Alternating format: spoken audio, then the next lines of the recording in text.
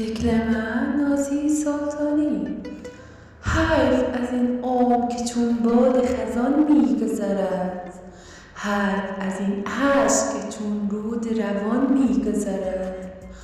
وای از این عمر که برگشت ندارد دیگر، داد از این ظلم که بر پیر و جوان می‌گذرد. زندگی همچون ریاضیست ولی غمهایش خوب و بد از پی هم نقصان می‌گذرد. گرچه ارزان به جبر آمدیم اما خوب، این روا نیست که این گونه گران می‌گذرد. حق ما نیست که اوقات خوش این دنیا را عبث از جاهلی به خردان می‌گذرد.